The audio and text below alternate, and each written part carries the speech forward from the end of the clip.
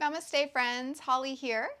Today I'm going to share with you kind of an off the mat practice, how we can take yoga off of our mat and into our daily life, our daily routines. And yoga has an incredible system kind of designed for this daily routine, daily self-care called Ayurveda. So if you're not familiar with Ayurveda, it's basically the science of life. And as opposed to kind of in our Western medicine, we tend to go in and treat specific symptoms. We treat when the body has already got something going on, whereas Ayurveda looks at how can we continually come back to seeking balance in our mind, body, and our spirit to prevent disease, to prevent illness. And self-care, daily self-care, and self-love are really important in this world of Ayurveda. So I'm going to share with you one of my favorite Ayurvedic practices. It's called Abhyanga. And traditionally this can be done as a type of massage where you would go see someone and they would offer this form of massage to you. But I learned it as a form of self-massage, and it's been a practice that I've carried with me kind of since I started yoga for the past 15 years. I do it on a very regular basis, and I always find it to be extremely grounding, calming. My skin loves it, and I hope you enjoy it too. So to get started, you'll need some oil. And different types of oil are better for different types of skin and bodies. In general, if you're familiar with the dosha system, Vata, which is what I am, really like nice grounding oils. So a sesame oil is what I'm going to use today. And you don't want to use like the toasted sesame oil you can get at the grocery store. Get yourself a good grade sesame oil. Banyan Botanicals makes some great ones. And you could also use, if you were a pitta type, you could use some coconut oil, which is going to be cooling for that pitta dosha. And the kapha types, safflower oil can be really good for that too. But you can do your own research, find your own oil blends if you're just getting started. Whatever you've got around the house is great. And I like to put mine into a glass jar before I practice Abhyanga. I do this so that I can warm my oil. So what I do is I'll put it in a jar. A good amount. We'll be slathering it all over the whole body. But I'll put it in the jar. I'll put it in my sink with some nice warm water and just let it soak in there. They make all sorts of oil warmers, but this seems really easy for me to do and practice on a regular basis. So I've already got my oil warm. So let's just go ahead and get started. So if you need to hit pause, go get you some oil, warm it up, and meet me back. That's just fine. You'll want to clear off any makeup from your skin. We'll be working with the scalp and the hair. That's optional if you don't want to get your hair all oily right now. But it is recommended, Abhyanga, to be done before you bathe. A lot of times I'll actually do it afterwards, especially during the winter, because my skin can just soak it all up. But just play around with it, find what works best for you. So we're going to begin, and with Abhyanga, we always begin with the crown of the head first, and we're going to work our way down the body to the feet, again, to really facilitate this sense of grounding in the body.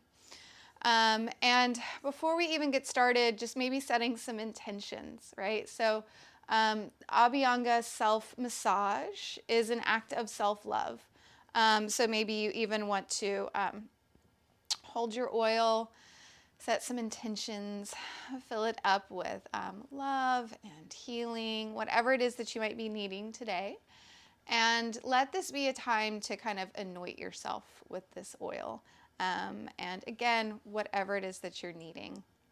So we'll begin. I'm just going to pour a little bit into my hand. It's nice and warm. And I'm going to start with just kind of working it into my fingers, because we're going to start right on the crown of the head on the scalp. So coming right up, and we're going to begin with some circular motions. So I like to press down and circle around. This in and of itself is good work, very grounding. We've got lots of pressure points on the skull. Finding some slow, deep breaths in. Again, just making these circles, and we're making them in a clockwise direction with that sense of a downward pressure. Usually give this a minute or two. And this oil is obviously really nourishing for the scalp, for the hair. So you can spend as much or as little time on the scalp as you can. Scalp massage is great. It's going to help move lymph and blood throughout the body. Same thing with Abhyanga. This is really good for circulation, for headaches. So we'll continue now. We've kind of worked it in right on the crown of the head, massaged around the skull. You might just look for any tender spots. We've got all these points where the skulls of the bone meet along those sutures. So sometimes we can build up a little tension through there. So maybe you just search around, you find any tender spots, and again, just kind of continue with that circular clockwise motion. Let's take one more deep breath in right at the crown of the head, grounding down, breathing from the crown down to your seat. Good. So I've kind of worked in all of that oil that I started with. So I'm going to gather up a little bit more, and we're going to continue now with the face. So with the face, we want to sweep upwards, right? With that sense of lift. So we'll actually begin right under the chin and start to glide upwards all the way back towards the ears. And there's a little bony process here called your mastoid process. And the vagus nerve runs through a little junction here behind the ear. So it can be really nice to massage, again, increasing blood flow, the flow of lymph. And so as we come to the face, we're going to do that upward sweeping motion. And there are lots of what are called Marma points on the face. They're throughout the body, but they're Ayurveda's system of pressure points. And the good things repeat. So a lot of these Marma points in the face or throughout the body line up with the acupressure points from Chinese medicine, which is really cool. But the ones that I usually try to hit are along the brow line. So we'll start there. And I like to use the thumbs. So coming up just above the bridge of the nose, and just kind of what I do rather than pushing my thumbs in really hard is I'll just let the weight of my head drop forward.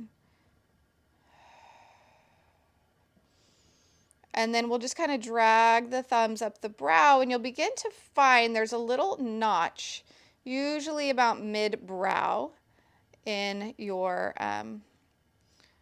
brow bone. So you'll find that notch. This is called your brew marma. And just take a moment, again, kind of letting the weight of the head drop down. If this is really tender, then just be gentle. You can find some circles around your brew marma. This is really good for relaxing those tension type headaches, relaxing around your eyes if you've been looking at a screen all day. And then just continuing out. And again, we'll do some upward sweeping motions through the forehead. And then come down to the temples, and obviously give our temples lots of love. They can hold a lot of tension. And then finding our cheekbones here. What I like to do is take one hand above this cheekbone and one hand below. And then just gently drag the tissues apart all the way down towards the jaw. You can make your way up or down. And if you come upon any areas that are a little tender, maybe give them a little bit more attention.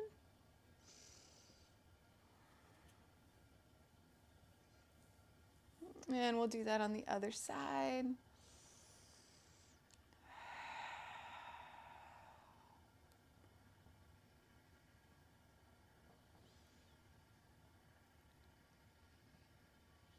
Good. And then coming down, and you've got a couple Marma points just below that bottom lip, just kind of in between the chin and that bottom lip. So I like to give some circles there.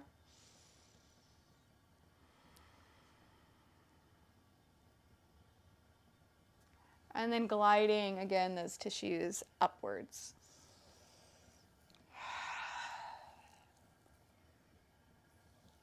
Good, and then making our way down through the neck. Here we'll start to glide down towards the heart. So when we're working with the lymph, wanting to increase the lymphatic flow, we always want to direct that towards the heart. So dragging fingertips, and I usually just like kind of lightly press those fingertips in and dragging down towards the heart. Can go to the base of the skull, drag down towards the shoulders. And really, you're not going to do anything wrong here if you are practicing with that intention of self-love and self-care and just doing what feels good. And the big thing with this is to be patient. Give this time if you can. This is a great practice to do before bed, but just don't be in any rush. I'm saying that to myself because sometimes I'll tend to rush through this practice. So it's nice to find a comfortable seat.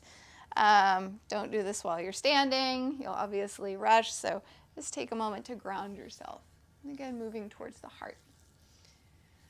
So once we're done with the head and the neck, oh yeah, let's give our ears some love. Never forget your ears. There's a lot of great acupressure points in your ears and Marma points. So starting with the cartilage of the ear, you can grab in and maybe lift up, pull away, making your way down to the lobes, dragging them down a little bit. A lot of times I'll like to push down and even just close off the ears for a moment, add that pressure. Take a few deep breaths.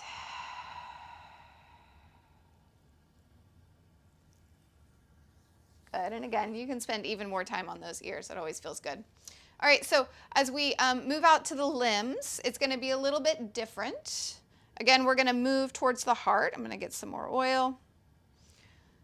So when we're on like the big bones of the limbs, of the arms and the legs, we want this sweeping motion towards the heart. So we're going to start down on the forearms, kind of start to sweep up towards the elbows. And there is that little bit of like pressure. I'm pushing in and I'm dragging those tissues up. You can use the thumb, digging in right along those extensors. These tend to get real tight as we're like this on computers. We're grabbers, we're humans. So the inside of the forearm tends to hold a lot of tension. We've got the carpal tunnel here. So just kind of dragging towards the elbow. Now around the joints, like around the wrists, the elbow, we'll continue with those circular motions, really warming and lubricating through the joints. So we'll do that on the elbow, nice big circles, inside, outside of the elbow. And I already need more oil because my skin soaks this stuff up. It's like food for your skin. And there are all kinds of Ayurvedic formulations for massage, meaning they will blend certain carrier oils like your sesame. That's kind of the most traditional Ayurvedic oil. And again, I love it. It's super grounding. But they'll blend them if you can find, again, like Banyan Botanicals is a great site, where they have blended them with sometimes up to like 30 different types of Ayurvedic herbs. And these are traditional formulations that have been used for thousands of years, designed for your dosha. And you can find a dosha quiz. Banyan Botanicals, again, has a great one to find out if you're Vata, Pitta, or Kapha. That's a whole other video. We won't get into that too much. But to find out what your constitution is, what your body needs. So again, those circular motions around the shoulder, and then we'll come over to the other arm. Sweeping motion, sweeping up again towards the heart.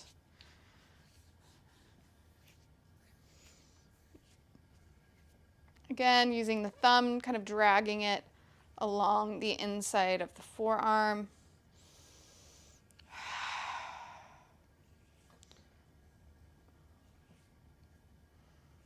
Circular motions around our elbows, inside, and outside, around the wrist if we miss that.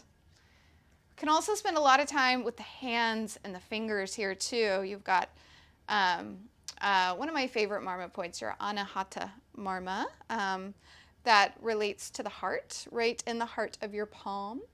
And just digging the thumb in there and pressing the skin towards bone is extremely calming, extremely grounding. If we are kind of stuck in that sympathetic state of the nervous system, if the heart rate's up, this is one of my favorite, super easy tools, whether you've got oil on your hands or not.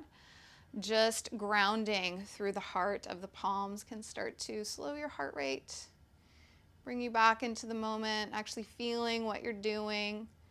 We can work with all the fingers, dragging all the way up. Good. And then we've done all this work for the arms, and there's some nice little notches right at the top of the shoulders here, kind of just above the collarbones, that are really important when it comes to lymphatic flow. So we'll circle around here, again, just helping to move and direct that lymph towards the heart. When we have stagnation in the body, whether it's through our intestines, through our lymph, that's where disease starts to build up. You think about like a pond that's not moving when the water's stagnant. And then compare that to a nice crystal clear flowing river. That's what we want on the inside, that flow. And you are your body's pump when it comes to lymphatic flow. So obviously movement's one of the best things that we can do, but this can also help tremendously. Good. And then just ending this portion here right at the heart. The sternum's really a great integrator for this practice, just circling the hand right over the heart.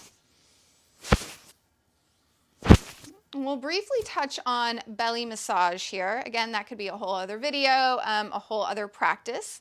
But with Abhyanga, we want to give the belly a little bit of love, and we'll move in the direction of the large intestine. So you'll begin, I know I'm like reverse to you on the camera right now, but we'll begin on the right side, the right lower abdomen, and then we'll draw up, move across, down, and around. And we can think of these like kind of 4 quadrants. So lower down towards the hips, and then up just below the low ribs. And each one of those points, you could give some of that circular motion, circling all around. Obviously, I'm not demoing here with the oil on my belly, but if you're at home, you want to expose your belly and add that nice warming oil, you would do those circles around the right side, and then drag the tissues up. Maybe do some circles there. Make your way across. You've got another kind of important Marma point here right at the center, right below your xiphoid process, called your agraprita. And give it a little bit of attention. It's not something you want to push really hard on, just some nice little circles. It can help to ignite that digestive fire. So if you already have a lot of digestive fire or acid reflux, anything like that, then you could even just skip this or just be super light. We'll make our way across, circles through here and down. But again, with belly massage, you could just let this be a standalone practice too. It's deeply soothing, grounding. And again, we've got a lot going on here. So moving lymph, moving blood, detoxifying, super important. But continuing down, we'll start with the legs. And again, we're going to end with the feet. So we'll start with the thighs, that upper portion. But we're going to continue to sweep up towards the heart. Those big, long, sweeping motions.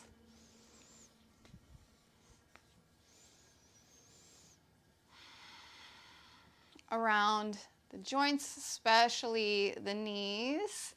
I give lots of love here. The knees in Ayurveda and the Marma point therapy, the acupressure point, you've got one called your Janu Marma, which if you practice yoga, I'm sure you're familiar with the term Janu, which means knee. But a lot of times it's referred to as kind of like a master Marma, where when we give our knees this attention, grounding, just simply wrapping a palm around the knee can do wonders. But circling around with this oil and everything can help all your Marmas. Little life hack. We'll sweep up just a little bit more, keep that blood flow, that lymph moving towards the heart so it can be recycled. Good. Gonna gather up some more oil.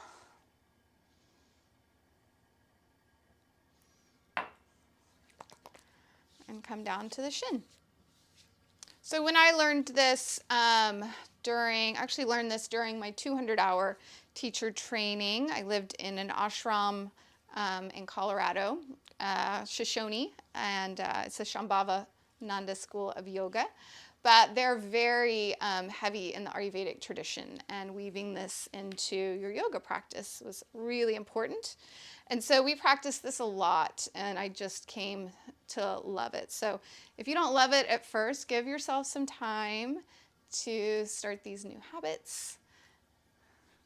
And also when we practice in the ashram, we always put like a big towel underneath us. So depending on what you've got underneath your house, a big towel underneath you can be good.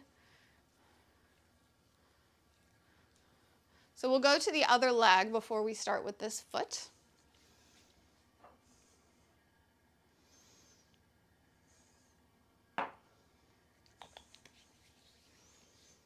Again, sweeping up towards the heart. You can see I'm being really generous with my oil, so don't hold back.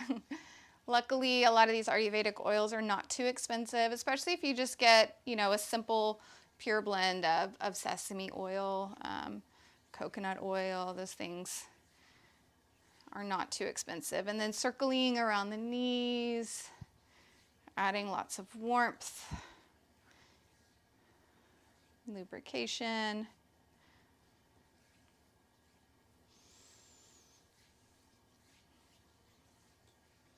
And direct that towards the heart a little bit more, and coming down towards the shins.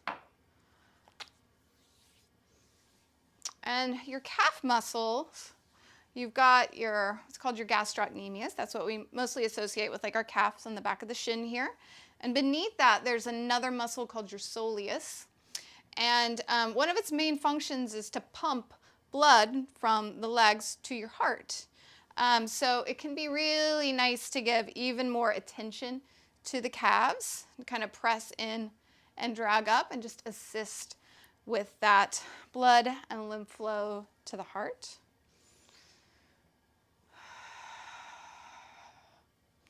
You can take your thumb and come right to the inside of your shin bone. And there's like a little notch. You'll feel yourself kind of roll over it, or you can kind of dig in between the bone and the tissue. And if you start down, this can be a pretty tender spot. Obviously, in Chinese medicine, this relates to it, like our kidney meridian, and dragging your way up really slow towards the knee. Again, if you had the time, you could just kind of look for really any area that felt slightly more tender than another one, and just linger there a little bit longer. But we'll continue now down to the feet. And if you were only going to do one portion of self-massage, I would recommend your feet.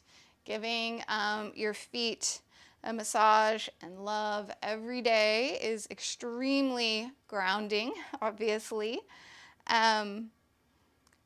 But really, really good. What's going on with our feet can affect the entire rest of the body.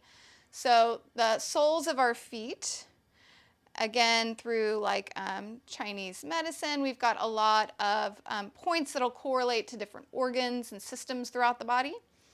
And you don't even have to know them especially. Just make your way around, pushing the thumbs in kind of slow. And again, if you find any spots where you're like, oh, that's a little tender, that's kind of surprising, linger there a little bit more. That doesn't mean that you need to dig in just as hard as you can. Maybe you're actually soften around it a little bit, make some nice smooth circles, and just invite that to relax. You can come up and spread through all of the toes. There are a couple points that I do always hit when it comes to the feet. And one is this point that correlates to our solar plexus. So it's right between your big toe mound and your second toe mound. If you go down to that soft tissue right there, yeah, and mine's a little tender. So I'm going to give that a little love. This correlates to the solar plexus in the body. And it can be really calming to give some attention to. Good, so we'll move over to the other foot. I'm going to gather up a little bit more oil.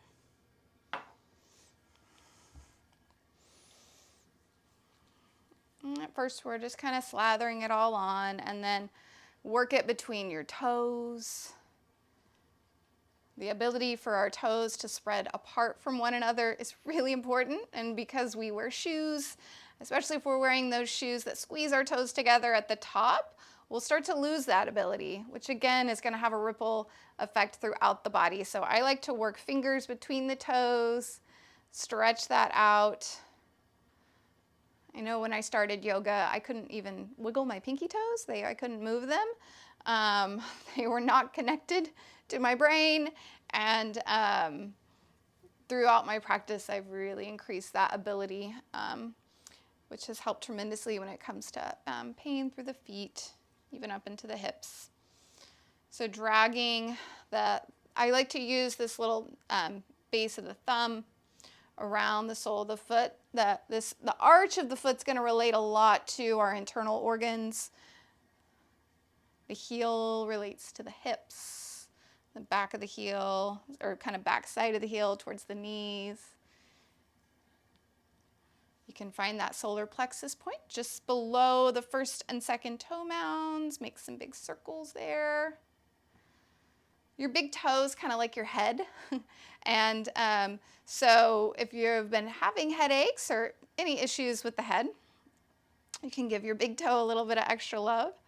Kind of the base of the big toe mound relates to the neck.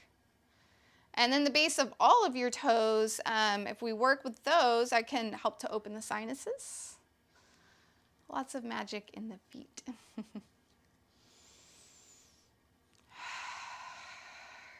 Good. So again, maybe a few more just big sweeps towards the heart, from the feet all the way up the legs now.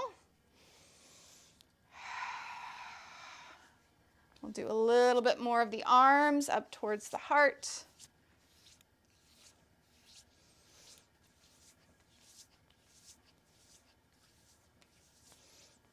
And the neck down towards the heart, just to finish our practice.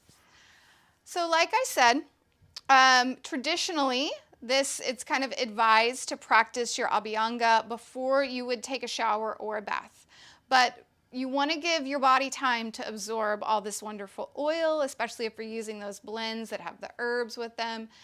You want to give that time to really soak in. So usually like 15 to 20 minutes would be great. So now would be a great time to maybe lay down, meditate, do some yoga nidra, and just kind of integrate this sense of grounding, self-love, and calm. And like I said, just for me, a lot of times I will practice after I've showered, just because my skin needs all the moisture it can get, especially during these winter months. And I'll just omit the scalp portion and maybe use a little bit less oil. But find what works best for you, whether it's just a massage to the feet or the center of your palm. Give yourself a little bit of extra self-love and self-care. Namaste, friends.